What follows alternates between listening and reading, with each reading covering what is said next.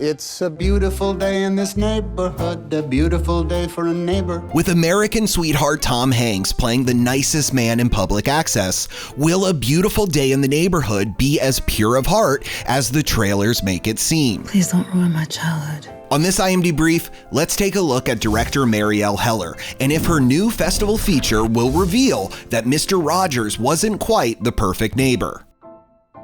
A Beautiful Day in the Neighborhood premieres at TIFF, which may take place in Toronto each year, but it's become the best fest to begin an Oscar campaign back home in the US. Can you keep a secret? I've no one to tell. All my friends are dead. Director Marielle Heller's previous picture, Can You Ever Forgive Me?, garnered great reviews at TIFF 2018, and it rode them straight to the 2019 Oscars, where it landed 3 nods, including Best Actress for Melissa McCarthy and Best Supporting for Richard E. Grant. I'm glad somebody found it amusing. Some folks stopped talking to me after that night. Heller's knack for making the unlikable and devious duo so hilariously pathetic that they somehow become sympathetic definitely played a big hand in those 2 acting nominations. I had such an urge to trip you just then. Likewise, the director was able to find the comedy and drama in an unlikely young romance for her first feature, The Diary of a Teenage Girl. Is that what you ordered it?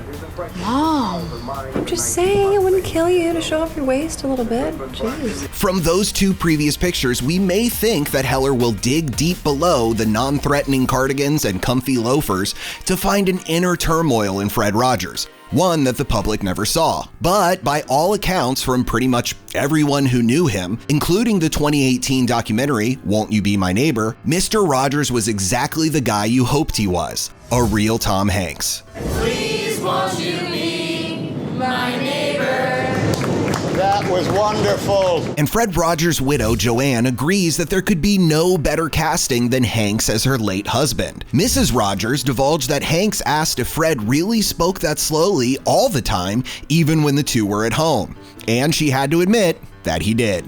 Establishes border guard. King against change. Opposite Hanks is former star of The Americans, Matthew Rhys.